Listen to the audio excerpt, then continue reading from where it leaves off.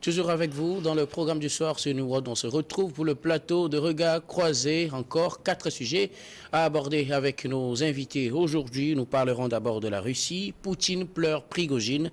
Après, nous irons au Niger. Le CNSP autorise le Burkina et le Mali à intervenir en cas d'agression. Toujours le Niger, l'invasion de la CEDEAO ne sera bénéfique pour personne. C'est des propos de Sergei Lavrov. Et puis nous terminerons par le Togo. L'Université de Lomé fait un saut qualitatif. Et pour en parler ce soir, 3 invités sur ce plateau. Avec moi, Jérôme Sossou, vous êtes journaliste, directeur de publication du journal Le Triangle des Âgeux. Bonsoir Jérôme et bienvenue. Oui, bonsoir Guillaume, bonsoir mes chers confrères Credo et Eric. Et bonsoir à tous ceux qui nous suivent à travers le monde entier, n'importe où ils se trouvent. À côté de vous, Eric Johnson, vous êtes également journaliste et directeur de publication du journal L'Union. Bonsoir Eric et bienvenue. Merci, bonsoir Guillaume, bonsoir Credo, bonsoir Jérôme. Bonsoir chers amis, téléspectatrices et téléspectateurs de New World TV. C'est toujours avec le même plaisir qu'on est là pratiquement tous les vendredis désormais pour échanger et débattre un peu sur l'actualité du moment. Et notre troisième invité, vous l'auriez donc compris, il s'agit de Credo Tété. Vous êtes également journaliste au journal Le Médium. Bonsoir Credo et bienvenue. Bonsoir Guillaume et bonsoir à tous mes aînés qui sont sur le plateau, ceux qui nous suivent. Et c'est un plaisir pour moi de retrouver les plateaux de New York. Ah oui, il fait un bon moment. 8 mois d'absence, je crois que ça... c'est assez pour revenir.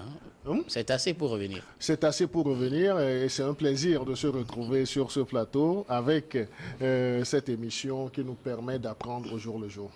Et avec vous, nous abordons notre premier sujet, Russie. Poutine pleure Prigojine. Après la mort annoncée du patron de Wagner mercredi dans un crash d'avion en Russie, Vladimir Poutine s'est prononcé ce jeudi dans la soirée sur la question. Il n'a clairement pas confirmé la mort de Prigojine. Il a pourtant parlé de l'homme au passé. Il a adressé ses condoléances aux familles des victimes et salué le travail du groupe Wagner dans plusieurs pays. Il a affirmé connaître l'homme depuis le début des années 90, le décrivant comme un homme qui a au destin difficile, qui a commis de graves erreurs dans la vie. Nous en parlons avec nos invités. D'abord, quelle lecture faites-vous de ces propos de Vladimir Poutine, pratiquement 24 heures après l'annonce de la mort à la suite d'un crash de Evgeny Prigojine? Je commence par vous, Credo. Oui, donc, je crois que c'est un bel exercice que Poutine a fait et on ne vendrait pas cher la peau de Poutine à faire, même si 24 heures sont passées avant que le président russe fasse cette sortie. Mais cette sortie, moi, je l'ai compris en 3 phases. La première phase, donc, Poutine, en s'exprimant, a toujours, disons, ce sentiment que Prigojine est un traître. Vous vous en souvenez, pour la dernière tentative d'invasion, il n'a pas mis les gants pour le traiter de quelqu'un qui est dans la trahison, mais en rendant hommage, comme nous aimons tellement les morts, en rendant hommage, il a dit que Prigojine est justement quelqu'un à un destin assez compliqué, difficile, assez complexe, assez compliqué, mais également il a reconnu qu'il a un incroyable talent, que c'est un talentueux parce qu'il a eu à développer des affaires, des activités en Afrique qui ont également prospéré. Mais le président russe l'a également qualifié de quelqu'un qui a fait de graves erreurs. Maintenant, qu'est-ce qu'on peut mettre dans graves erreurs? C'est par rapport à leur relation, parce que leur relation, à un certain moment, prospérait, mais vers la fin, c'était des relations assez compliquées. Et si on revisite même le parcours et l'histoire même de Prigojine, donc il faut savoir que c'est quelqu'un qui a su oser. Parce que de vendeur de hot dog, il est devenu ce qu'il est aujourd'hui. Il a été craint, malgré le fait qu'il ait fait plusieurs fois la prison, mais l'homme est craint plus qu'un chef d'État. Donc c'était quelqu'un qui était, disons, en symbiose avec Poutine jusqu'à un certain temps, mais qui n'a pas manqué de lancer ou bien d'adresser un message assez fort à Poutine pour que Poutine ne se prenne pas pour le nombril du monde, qui n'est pas quelqu'un qui ne peut pas être atteint. Donc c'est le sens qu'on peut donner à cette tentative d'invasion, mais il a essayé de démystifier Poutine et son système, mais très tôt. Donc je crois que lui aussi, il a pris des gants. Malheureusement, vous savez, la trahison, on ne pardonne pas la trahison. Donc d'une certaine façon, on peut prêter des intentions à Poutine, mais aujourd'hui, Prigojine n'est plus là, il le pleure. Tout en le pleurant, il a sorti 3 points essentiels de sa vie, de son histoire. Ce sera votre première lecture de cette situation. Jérôme Sossou, quel regard portez-vous sur cette sortie de Poutine par rapport à la mort présumée pour le moment d'Evgeny Prigojine? Non, on peut croire que c'est un exercice habituel. Quand vous avez votre ami à côté de vous qui a disparu, il faut quand même honorer sa mémoire. Il faut faire un hommage à la mémoire de celui-là. Et c'est ce que Poutine est en train de faire. Et Poutine n'a pas manqué de féliciter, en tout cas, son ami d'hier, Prigojine, en disant qu'il avait beaucoup aidé la Russie dans la guerre ukrainienne. Et puis opération spéciale, hein. Justement. Et donc, pour moi, la sortie de Poutine ne m'étonne pas. C'est du bon sens de la chose. Et ce qui me dérange un peu actuellement est que les versions diffèrent d'un côté comme de l'autre. Il y a des gens qui disent que Prigojine n'est pas encore mort parce qu'on n'a pas vu son corps quelque part. Quelqu'un disait n'a pas encore authentifié clairement qu'il s'agit de lui. Oui, d'autres disaient que Prigojine, en tout cas, serait caché quelque part en attendant. Peut-être qu'il est en train de tâter le pouls de Poutine et du reste du monde. Dans tous les cas, on attend de voir. Pour l'heure, je crois que faire rendre hommage à la mémoire de Prigojine n'est pas encore quelque chose de mauvaise chose parce que c'est habituel. On est toujours avec son ami lorsqu'il disparaît. Bon, il faut quand même, comme ça se fait en Afrique. Mais dans tous les cas, Prigojine, on ne sait pas s'il est encore mort, s'il est vivant, s'il est caché quelque part, parce que il y a plein de choses qui se disent actuellement sur la toile. On attend de voir ce que ça va donner d'ici au lendemain. En tout cas, la suite nous fera mieux comprendre cette affaire. Mais pour le moment, quelle est votre lecture de cette sortie de Poutine par rapport à la mort supposée de Prigojine? Mort supposée, je crois que c'est déjà acté. Il n'y a pas d'acte officiel. Oui, c'est déjà acté. Si Poutine est sorti pour faire un hommage à son ami, je crois que c'est déjà acté. Alors, moi, cette sortie, pour moi, c'est faire montre de l'hypocrisie que nous vivons dans ce monde et qui est devenu très criarde. La preuve, c'est que Prigojine a voulu faire un coup d'État à Poutine. Et aussitôt après, les analystes, ceux qui étudient véritablement la Russie, ont commencé par dire qu'il sera éliminé, Prigojine. Et donc, aujourd'hui, il y a eu un crash d'avion. Les services de renseignement, que ce soit russes, américains ou britanniques, sont en train de chercher les causes de ce crash-là.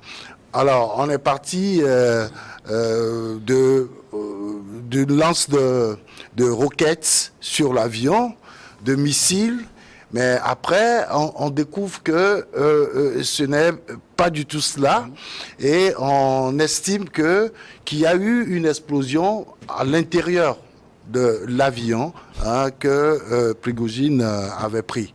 Et donc, tous les membres de cet avion sont décédés, et donc là, on ne peut pas avoir un témoin qui pourra véritablement dire ce qu'il en est. Sauf que Poutine a demandé une enquête. Hein, et donc, cette enquête-là sera effectuée par son service de renseignement. Et il faut s'attendre à écouter peut-être d'autres sons de cloche par rapport à ce crash-là. Et justement, parlant de cette enquête, est-ce qu'elle pourra vraiment permettre d'y voir plus clair? Oui, ça va permettre à Poutine de voir plus clair, mais pas au monde entier. Oui, je le dis parce que c'est Poutine qui a diligenté cette enquête et donc on va lui faire un compte rendu fidèle. Par contre, ce qu'on va donner comme information, puisque ce qui se passe là, c'est une guerre de communication. Et donc, ce qu'on va livrer au monde entier, ma foi, ne sera pas véritablement ce qui s'est réellement passé. Mais Poutine aura quand même les vrais résultats de cette enquête-là. Alors, je voudrais quand même, pour la bonne gouverne de nos téléspectateurs, et dire à peu près un mot sur le lien qu'il y a entre ces deux hommes. En réalité, vous savez, Prigojine, il a été un repris de justice, plusieurs fois arrêté, plusieurs fois libéré, mais finalement, comme Poutine lui-même l'a dit, c'est un génie, parce qu'il a commencé par faire quelque chose après, parce que la prison n'est pas une vie. Hein, on ne peut pas vivre toute sa vie en prison. Et donc, il a commencé par faire quelque chose qui a abouti à sa richesse. Mais comment ça s'est fait? Selon les informations, c'est que Poutine est allé dans son restaurant, il a mangé et il a apprécié ce qui a été préparé. Et donc, il a demandé à voir le chef. Et donc, depuis là, ils sont devenus très amis. Lui-même, il a dit, dans ses mots envers son ami, qu'ils se connaissent depuis les années 90. Depuis les années 90. Et donc, ils sont devenus très amis. Alors, les privatisations qu'il y a eu à l'époque de l'Union soviétique, la privatisation des sociétés d'État et tout ça, a permis d'avoir ceux-là qu'on appelle des oligarques. Et donc, désormais, Prigojine est devenu un oligarque. Il a commencé par préparer pour l'armée russe. C'est lui qui fournit toutes les nourritures à l'armée russe. Et donc, à partir de ce moment, il a commencé par faire d'autres affaires. Il a ouvert un autre champ. Oui, c'est également, on dit qu'il est le patron de Wagner. En réalité, il n'est pas le patron de Wagner. Il est, comment je peux dire, le chef du personnel de Wagner. Sauf que celui qui est le vrai patron de Wagner fait partie de l'armée. Or, Wagner, c'est en quelque sorte une milice de l'État russe. C'est-à-dire que c'est les renseignements russes, le FSB, qui a créé Wagner. Et donc, il y a un patron, mais Prigojine était le chef du personnel. On lui a attribué tout ce que Wagner fait, mais en réalité, il recevait aussi des ordres de la part de l'armée russe. Et donc, c'est dire que ces deux-là se connaissent énormément. Et jusqu'à ce que Prigojine, avec sa milice, organise ce soi-disant coup d'État contre Poutine, il avait tellement d'informations sur Poutine, ce qui a fait que tout de suite, quand ça s'est passé, on n'a pas pu l'arrêter. Il est même allé chez Poutine après la tentative et ils ont discuté. Il est libre de ses mouvements, mais tout le monde savait qu'il allait mourir très, très très vite. Et Tout le monde donc, savait voilà qu'il allait la mourir. situation. Certains le disaient aussi. Est-ce que juste 2 mois pour lui permettre de peut-être vivre ces derniers instants avant de l'éliminer? Parce que les regards aujourd'hui sont pour la plupart tournés vers Poutine, qui serait peut-être pour certains l'auteur de ce crash-là, ou bien celui qui est derrière ce crash, selon vous. Non, mais les gens peuvent faire des supputations, mais on ne peut pas sur ce plateau affirmer que Poutine serait derrière, disons, ce crash d'avion. Mais moi, on peut dire que Prigojine décédé, Poutine soulagé. Parce que En quelque sorte, ça arrange Pas Poutine. pour autant, hein. ça l'arrange parce que à un certain moment, de vrais amis, de bons amis, qui se sont embrouillés, et à la fin, jusqu'à ce que Prigojine ait eu ce culot de secouer un peu Poutine, parce qu'il faut le dire, Poutine ne souffre pas de contradiction jusqu'à prendre les armes pour essayer de le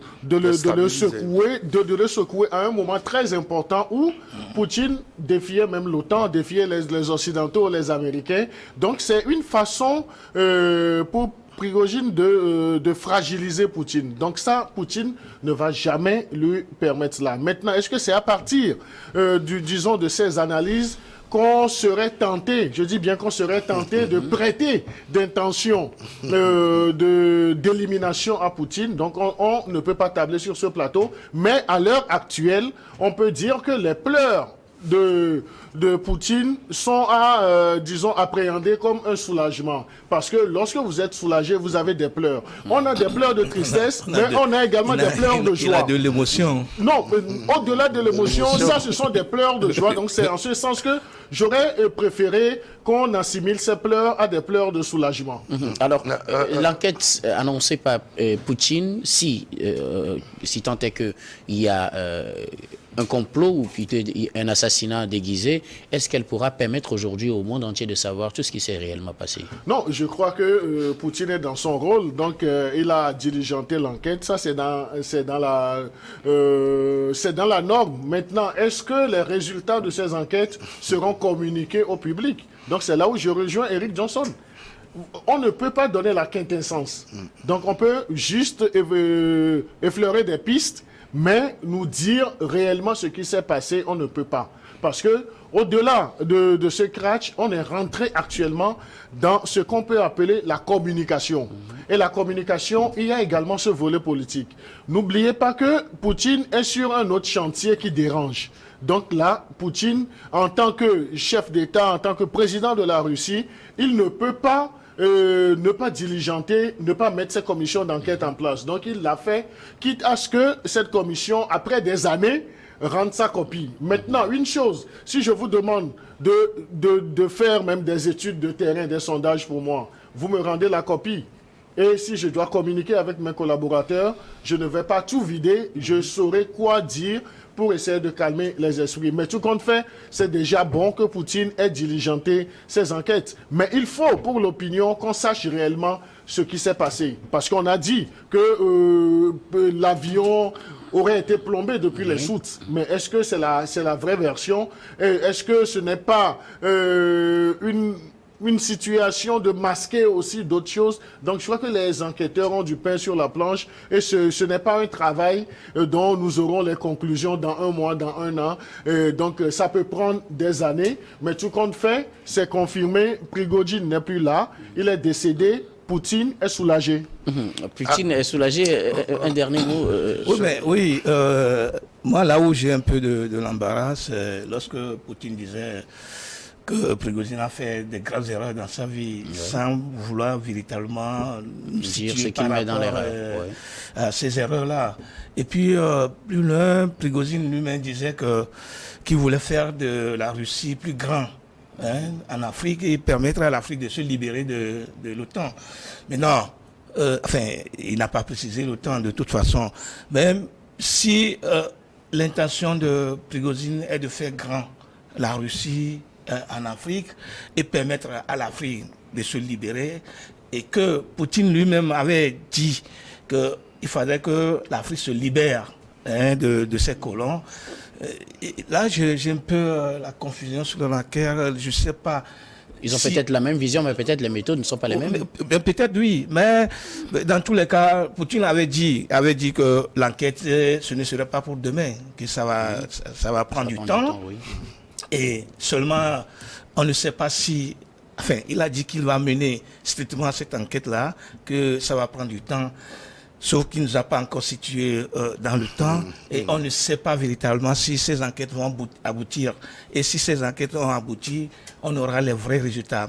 Si même que Poutine lui-même dit qu'il attend les vrais résultats, on ne sait pas si, comme Credo l'avait dit, il va partager les résultats là avec ses adversaires ou ses ennemis entre griffes. Dans tous les cas, la situation est là. On attend toujours si véritablement Prigozhin ne va pas se ressusciter demain. Eh bien, puisque ça fait encore l'actualité. Des gens disent beaucoup de choses par rapport à ça. Des gens veulent véritablement voir. C'est vrai que l'aviation a donné la liste de tous ceux qui, les 10 hommes qui sont... Tous les passagers du jet. Mais bon, on ne voit pas encore. On a dit qu'on a identifié 7. Il reste 3 qu'on n'arrive pas encore à identifier. On ne sait pas si ils sont tombés dans la brousse, s'ils sont quelque part. Vous vous rappelez que le 4 janvier, quelqu'un était tombé, mais il n'était pas mort. Le dernier mot. Non, je voudrais juste dire, quand mon frère Credo disait que Poutine est soulagé, je dis attention. Parce que, vous savez, l'entourage de Poutine est composé de gens qui n'arrivent même pas à s'entendre sur le minimum. Et quand vous regardez tout ce qui a été fait, quand Poutine dit que Prigozhin a fait des erreurs, c'est justement parce que au cours de la guerre contre l'Ukraine, où il a réussi à prendre toute une région Bakhmut en Ukraine, Prigozhin essayait d'éliminer certains généraux proches de Poutine. Et donc, ça a créé une dissension au sein de l'armée. Et donc, il y a des gens qui sont du côté de Prigozhin et d'autres qui sont du côté de Poutine. Et il faut aussi remarquer que quand il a essayé son coup d'État avorté à la dernière minute, il a eu un peu de soutien de partout en Russie. Et donc, aujourd'hui, quand celui-là est mort et tout le monde pense que c'est Poutine qui a commandité, enfin, ce crash-là, attention, il ne peut pas être soulagé. Merci. Là, actuellement, il y a des soucis. Il faut je crois que si on a le temps, on va revenir. Mais je crois qu'avec le développement de mon cher aîné, il a confirmé le soulagement que j'estime. Parce qu'à un certain moment, Prigozhin était une menace pour Poutine. Le fait même d'éliminer des généraux qui sont proches de lui, donc il ne l'a pas. Donc on peut dire que les mauvais comportements de Poutine sont assimilés à ces graves Prigozhin sont assimilés à ces graves erreurs dont parlait Poutine. Donc aujourd'hui, l'homme qui à un certain moment était ton serré, ton ami, vous faisiez les coups, je dis en griffe ensemble. Donc il a tenté de te renverser, de te honir. Si cette personne décède, c'est un soulagement. Et ce sont des pleurs de soulagement, pas des pleurs de tristesse. Merci. Surtout qu'on a dit qu'il est parti avec ses bras droits. Ah voilà, oui, justement avec ses bras droits. Et pour répondre un peu à mon cher ami Jérôme, la situation en Russie avec le crash d'avion de Poutine ne peut être assimilée de Prigozhin ne peut être assimilée à ce qu'on a vu dans un autre pays ouest-africain. Donc ce sont deux choses assez différentes. Merci beaucoup. Nous allons marquer la pause puis on retrouve tout à l'heure pour la suite de cette émission.